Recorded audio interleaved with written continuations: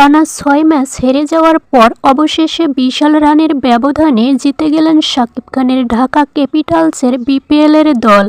জানা যায় চিত্রনায়িকা শবনম ইয়াসমিন বুবলির কারণেই নাকি এবার শাকিব খানের দল জিতে গেছে। দর্শক, বিস্তারিত জানতে আমাদের ভিডিওতে একটি লাইক করে অবশ্যই শেষ পর্যন্ত দেখার অনুরোধ রইল।